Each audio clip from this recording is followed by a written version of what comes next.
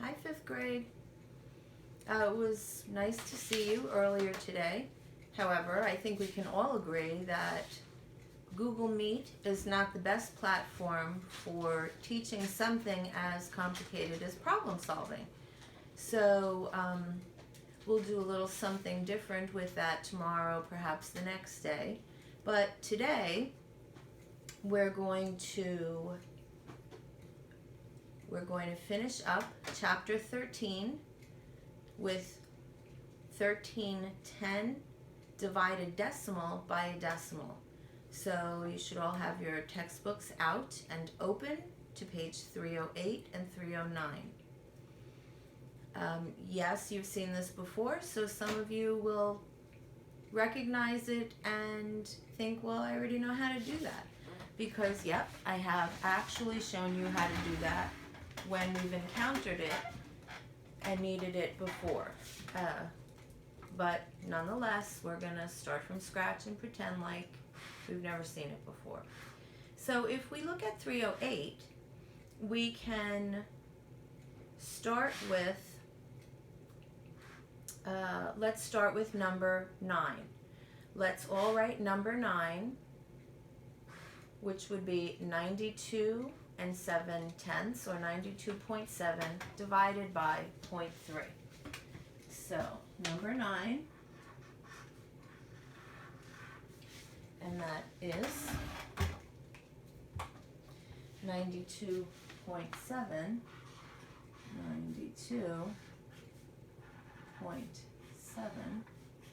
divided by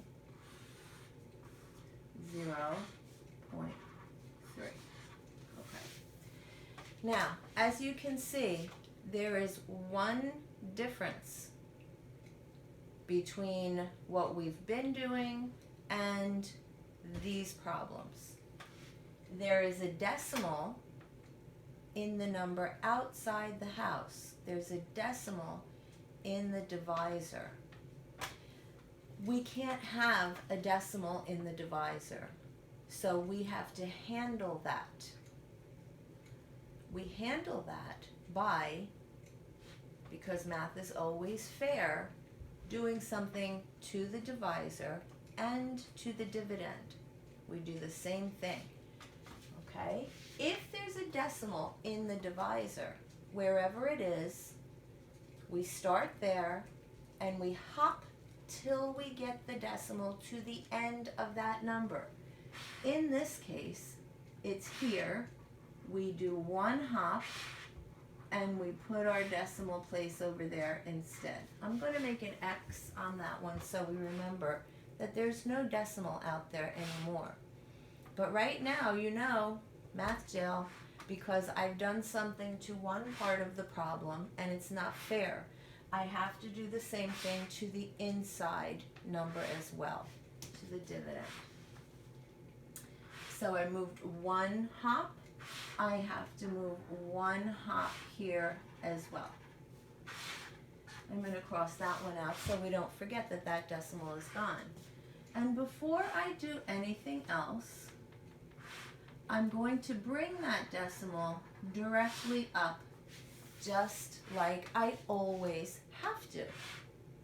Now, I can basically ignore the decimals and go ahead and do my long division. You guys know long division's not my favorite, but we've got to do it nevertheless.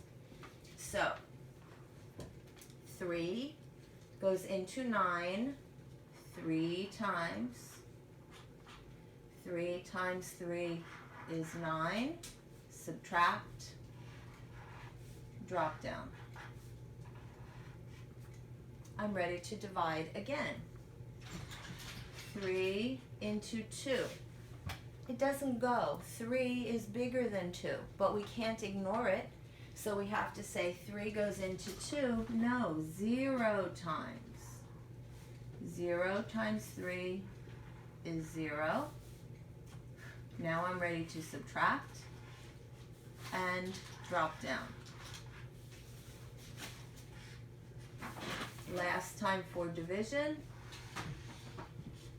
3 goes into 27 9 times. So put my 9 up here. 9 times 3 is 27. Subtract, and I have a nice even end. So 92.7 divided by 0.3 is 309. I'm going to circle that. I'd like you to circle your answers on your notebook as well. We will do another. Let's look at page 308. Let's look at number, how about number 5? Number 5. So it's written across. I'm going to write it across, but then we're not going to leave it across. But I'm writing it across right now so everyone understands what goes where, okay? So this is number 5. And the way it appears in the book on page 308, and you're writing this down, is 44.16 divided by 1.2. This is the way it appears in the book. We don't leave it this way. We have to put it inside the house so we can do our long division. Okay? I wrote it like this so we can recognize which number goes where. Okay? Here, it looks like divisor dividend. So you might think it's the same thing over here, divisor dividend, but of course it's not. The first number goes inside the house. The second number goes outside. So it should look like this. 44.16 divided by 1.2. That's how this division problem looks when it's in one of those little division houses. Okay?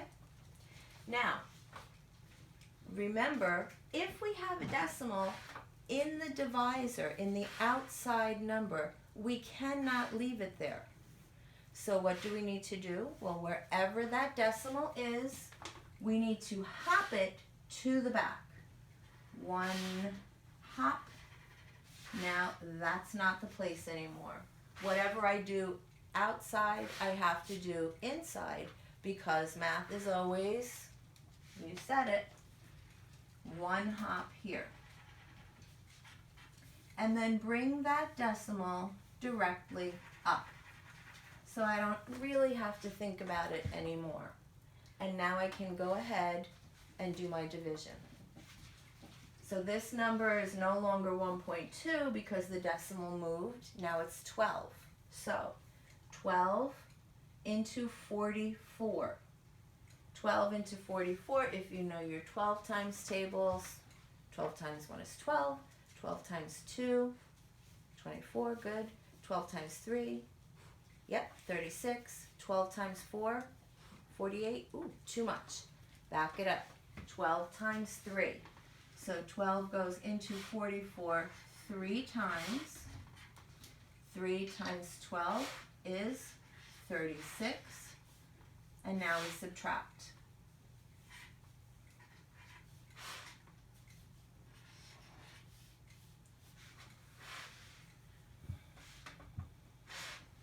Okay, 44 minus 36 leaves us with 8. I am ready to drop down. Now I'm going to divide again.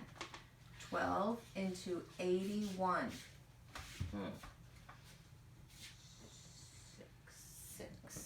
12 times 6 is 72. 12 times 6 is 72. Dividing again. Subtracting again, sorry. 2 from 11 is 9. And last, dropping down.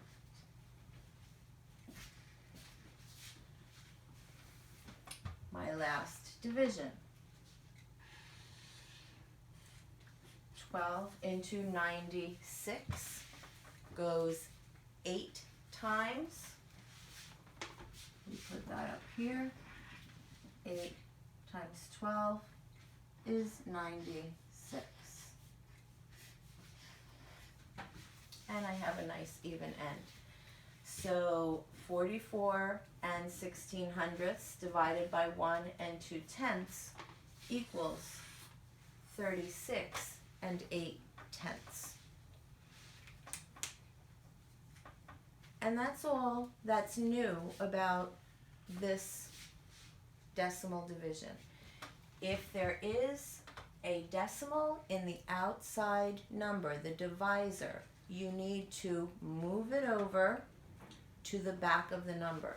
Here in each of these, we've only had one hop. Sometimes you'll have a number where you have to hop twice. If you hop twice outside, you hop twice inside. If you have a really big division problem, you might have to hop 3 times outside. If you hop 3 times outside, you hop 3 times inside. Correct.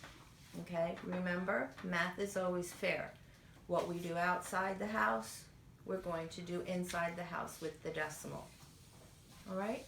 Now I want you to do 5 practice problems. I will tell you which ones to do. So what I want to see when you upload your images to Google Classroom is I want to see these 2 examples, and then I want to see 5 practice problems. And then you will do a very, very quick Socrative test, an exit slip, really. It's going to be very quick, maybe 3 questions. Okay, you need to do, on page 309, get your pencil ready. You should have been copying all of this, but right now you need your pencil. Copy these down. 13, 15, 18, 21, and 26. I'll repeat those 5. 13, 15, 18, 21, and 26. I was looking at the problem solving, but once again, these are very complicated problems. And so I'm not going to ask you to do any of those. But as I said, since this is our last lesson in chapter 13, before I give you a chapter test, I want to for the next couple of days, work off book, do something a little different. And you'll see what that is. Don't go anywhere because you know what time it is. It's Easter egg time. Included in your notes that you're uploading, the next Easter egg is, write it down, that's, Scully. She can't stand to be out of the spotlight. The next Easter egg is, here are the words, it's how you land. It's how you land. You're going to upload that with your notes. Might even be on the Socrative, so make sure you have it down. It's how you land. Okay? Talk to you soon.